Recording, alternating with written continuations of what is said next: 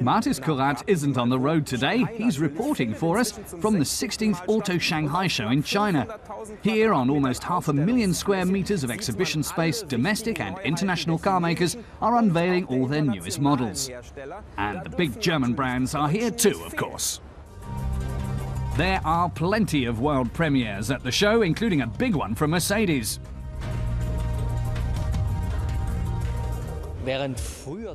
Thomas Weber explains how SUVs used to offer lots of trunk space as well as off-road qualities. But Daimler has brought an SUV here, the GLC Coupe, that has both extraordinary power and a great visual presence.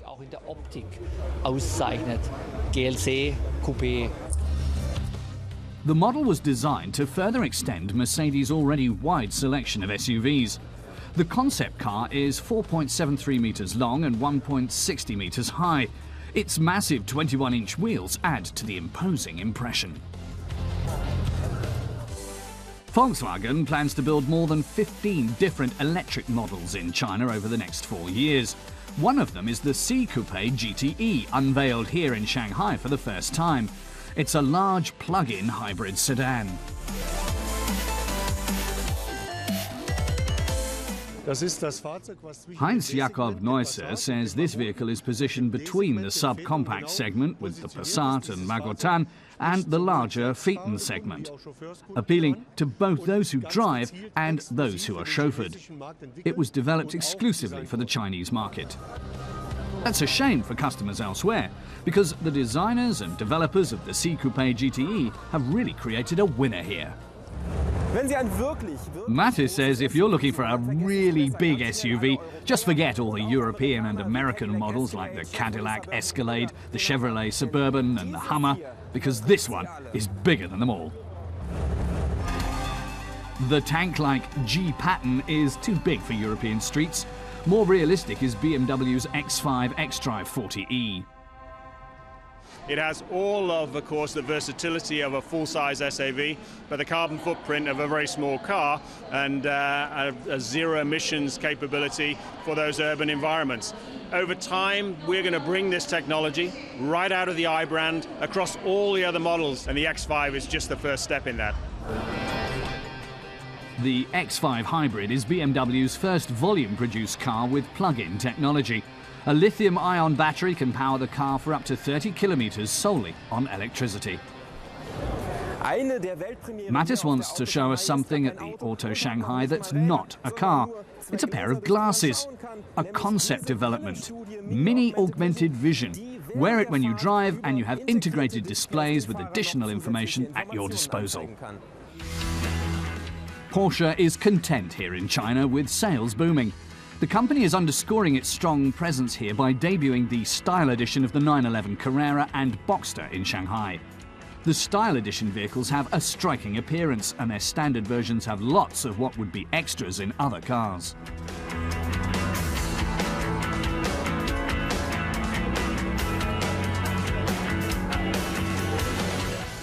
Let's go backstage for this exclusive little number. The Panamera Exclusive Series has its own closed-off room at the show. The luxury four-door sports car is a strictly limited edition of 100 worldwide. Shanghai has also hosted the world premiere of Audi's Q7 e-tron, the first plug-in hybrid model in the Q family. It was designed and developed specifically for the needs of the Chinese market. Audi is showcasing a study, the Prologue All-Road, also a plug-in hybrid. Electric power is everywhere here. The Chinese government has really pushed to develop the country's infrastructure, explains Audi's chief executive. He foresees the battery electric car and also the plug-in hybrid assuming tremendous importance here in the next few years. Adding the plug-in increases the power of Audi's Prologue All-Road to a total of 540 kilowatts. Mattis enjoyed seeing the new developments here in Shanghai. Many of them will soon be on the market, and a few already are. But some of them will remain out of reach for almost everyone. Like this winner of last year's 24-hour Le Mans, the Audi R18 e-tron Quattro. Den Audi R18 e-tron Quattro.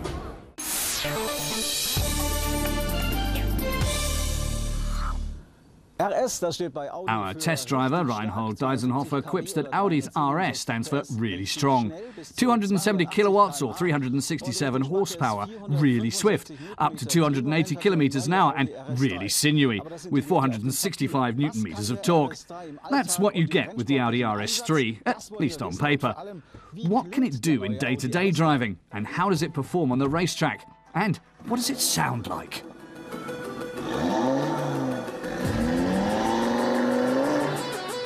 It sounds like Audi's greatest hits. After all, Audi's first Quattro in the 1980s with its 5-cylinder engine gave the series its sporty image, and the RS3 is definitely sporty. Its four-wheel drive has a multiple-disc clutch on the rear axle, so if needed you can direct all the power to the rear wheels. That provides powerful driving dynamics, including slight drifts. The compact speedster goes for at least €52,700, and the list of options is long. For example, you can order carbon ceramic front disc brakes. They save quite a little weight and deliver unmatched stopping power.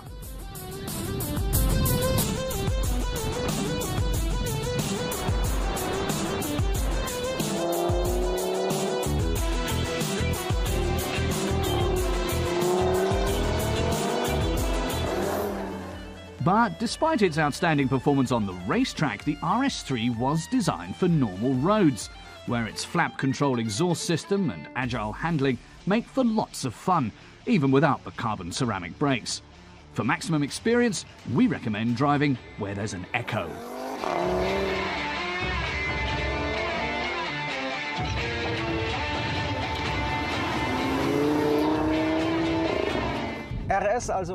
Reinhold admits that RS actually stands for Rennsport or racing sports. That doesn't have to mean a bone rattler. The RS3 has a comfort setting for long distances. It accelerates to 100 in 4.3 seconds, slightly faster than a Porsche 911 GTS. Only a super sports car like a Lamborghini, Ferrari or Porsche 911 Turbo sprints faster. Of course, full power takes full tanks far more often. Our test driver's average fuel consumption was 9 to 10 litres per 100 kilometres. The RS3 isn't everyone's taste, especially in Nardo grey.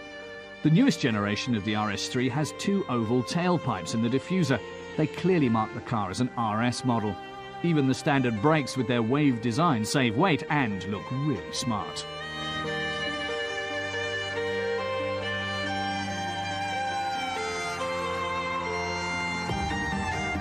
Performance and design are a unity, even under the hood.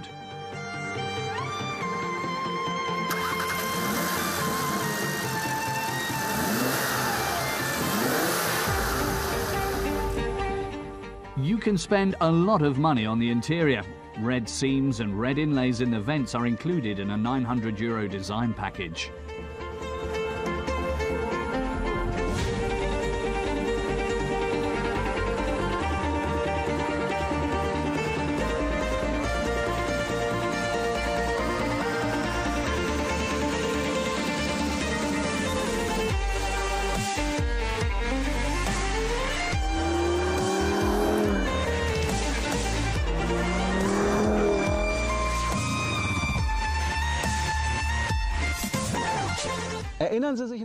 Test driver Reinhold says RS stands not only for really strong, really swift and really sinewy, but also for really steep, because the RS3 starts at €52,700.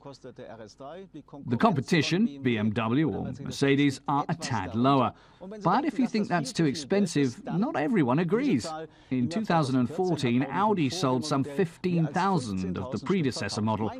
If you are going to buy the RS3, Reinhold recommends the sport exhaust system for another €850. Your neighbours will be delighted when you leave home or return. They'll hear you 2 blocks away. No one needs to pay this much for a compact sports car, neither for racing nor for everyday use. But the RS3 will have emotional appeal for some people. A decision to buy will not be based on sober consideration.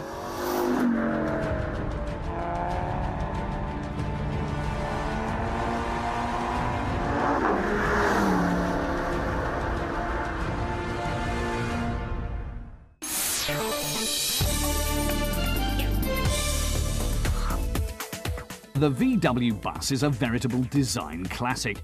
It was originally launched in 1950 and has since sold around 12 million units. Now coinciding with its 65th anniversary, the long-awaited 6th generation is hitting the market.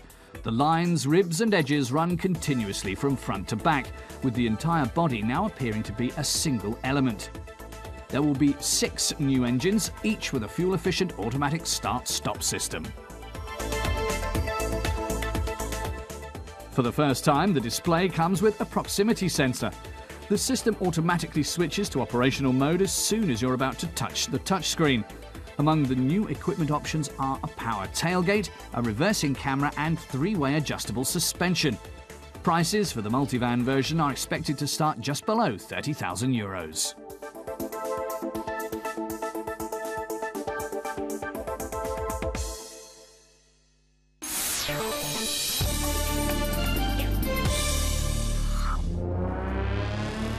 This is BMW's testing grounds in Miramas in the south of France. Before discarding the camouflage and fully unveiling the new 7 Series, BMW gives the world a preview of the most important modifications for the latest generation of the luxury sedan. The upcoming model is the product of a new engineering approach and combining carbon fiber reinforced polymers, or CFRP, with aluminium and steel to set new standards in weight-saving design as well as handling and ride comfort.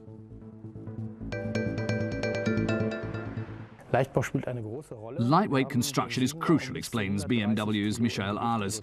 With the new model, they've saved around 130 kilos. The biggest contributor is the body, with a 40-kilo reduction. For the first time, CFRP is being used not as a visible exterior skin, but in combination with other materials, as seen in the BMW i8. A good example is the integration of CFRP in the steel structure of the B-pillar. The roofline features a kind of CFRP tubing. Here you can see the carbon moving across the roof from the A to the B and C pillars, across the whole passenger cabin.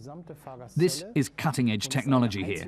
The unique aspect is that, unlike previous profiles, there's no longer a core. That helps to generate the maximum potential for low weight.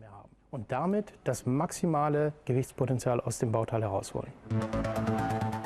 And that in turn means a lower centre of gravity. The result is the kind of handling normally seen in smaller models.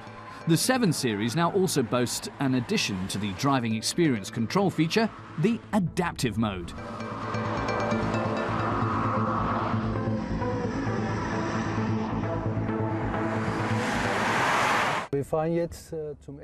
BMW's Jos van As is proud to present a world first in the new 7 Series.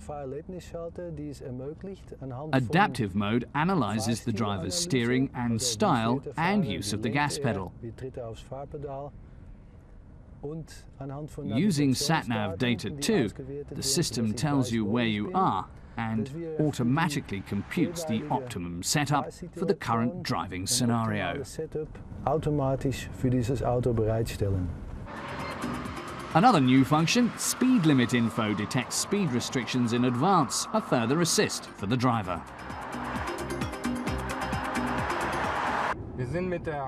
BMW's Klaus Dorer is driving at the current permissible speed. The car is already displaying the speed limit ahead. He just has to touch a button to switch to the speed allowed. The car slows down and he's exactly at the speed on the sign. Und ich habe genau diese Geschwindigkeit am Schild erreicht.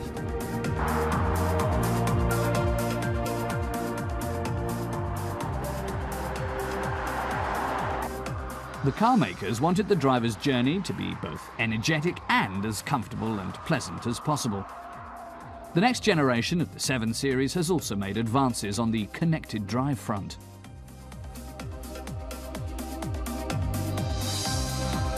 The gesture control feature works by a camera in the roof, picking up a particular hand movement and then interacting with the vehicle. It allows us to operate functions. You can alter the entertainment system volume in the vehicle by moving your finger in a circle. It's a universal gesture that will always work, regardless of what's currently being displayed on the screen. But there are also special gestures where the system responds depending on the context. When there's an incoming call, for example, to pick up and talk to the other person, all you need to do is this gesture to accept the call. It's similar with declining calls. The simple wave of the hand will redirect that call to his mailbox. The BMW display key is another world premiere for a production vehicle. It allows the driver to park the car without being at the wheel. The remote control parking option is handy for those narrow spaces with precious little room for the driver to exit the car.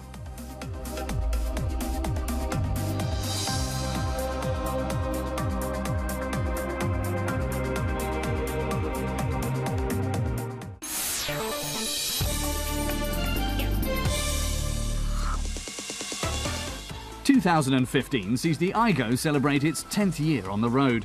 It was co-developed by Toyota with Peugeot and Citroën specifically for the European market, with production based in Kolín in the Czech Republic. The three-door entry model is available in Germany for just under €10,000. The second generation, like the first, is aimed primarily at younger car buyers. The compact dimensions make it a decent city car, says our man Andre. Low upkeep boosts its appeal for first-time car owners, and as most new drivers who depend on a car tend to be based in the countryside, Andre is testing the Aygo out here. The engine is a 1-litre 3-cylinder gasoline unit, delivering 51 kilowatts and accelerating to 100 kilometers per hour in 14.2 seconds. Top speed is 160 kph. Official fuel consumption is 4.1 litres for 100 kilometres.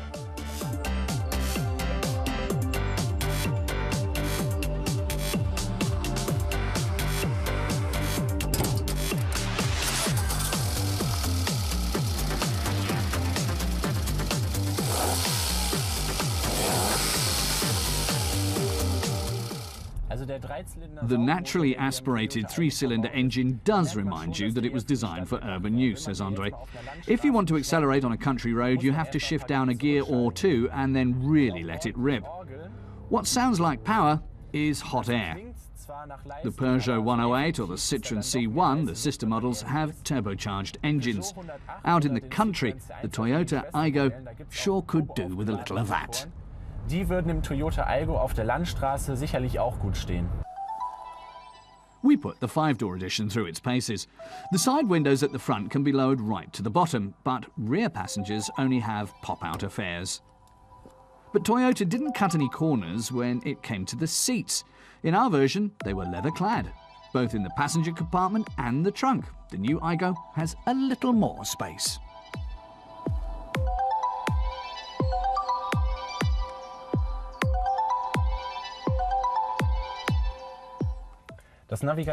Andre says not only is his test car's sat-nav system nicely displayed, he can even connect his mobile to it via Bluetooth and turn it into a car stereo. And as an option, Toyota will install a Wi-Fi hotspot in the glove compartment, but the driver has to resist the temptation to check social media on the road. The target group of younger car buyers may have a hard time focusing on actual reality long enough to pick the right gear in the 5-speed manual transmission. But the Aygo also comes with an automatic. Driving the curves and hills of country roads quickly reveals this city car's limits.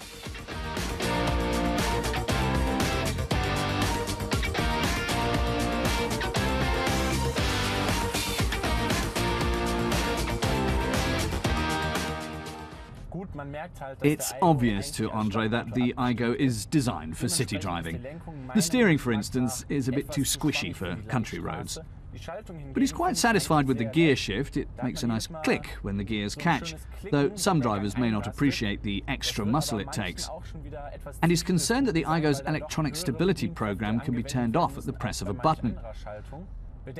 Inexperienced drivers tend to overestimate themselves and shouldn't be able to turn off the ESP so easily. Neigen natürlich auch mal dazu, sich zu überschätzen, und dann sollte man ihnen auch nicht die Möglichkeit geben, das ESP auszuschalten.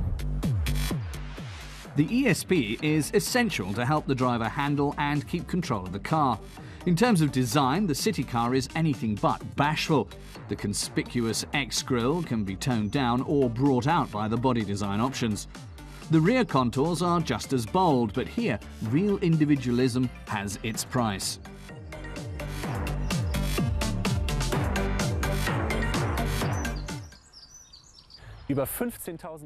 Andre points out that over €15,000 for an Aygo with exclusive equipment is relatively steep.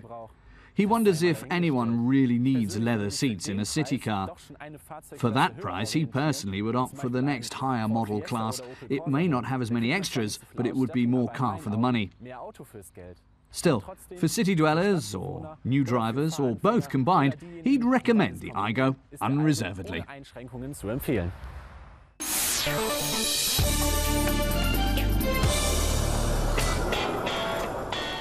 The Techno-Classica is the world's largest vintage car fair.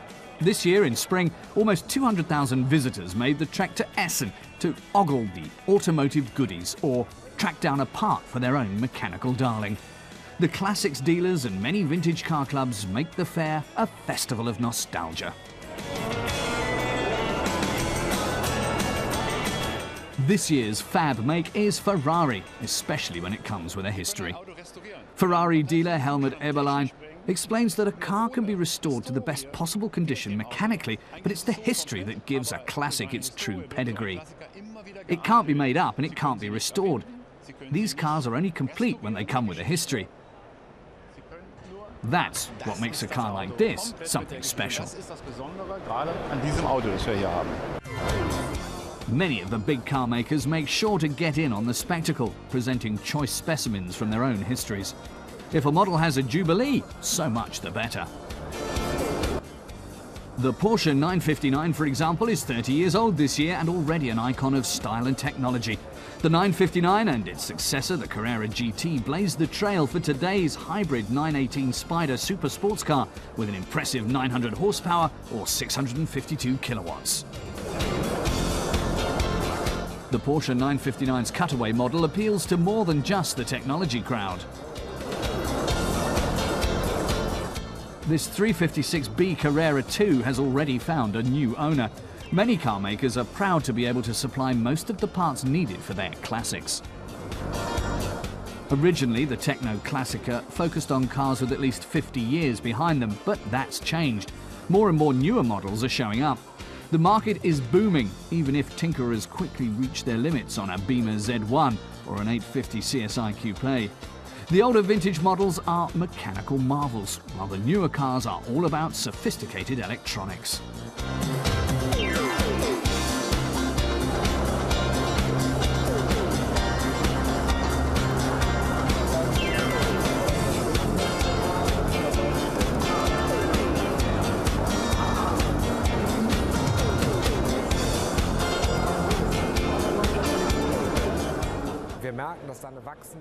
Ulrich Knieps has noticed that more and more customers are looking for just those sort of models.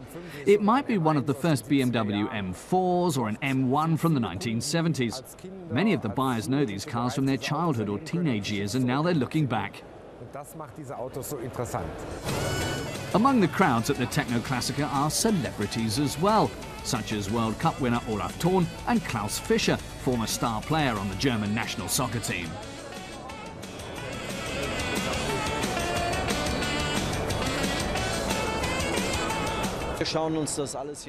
Olaf Thon says he and Klaus Fischer are just looking around. The T1 in the background is the same age as Klaus Fischer, 65. It's fun for them to see these beautiful old cars again. Another jubilee is the VW Polo's 40th.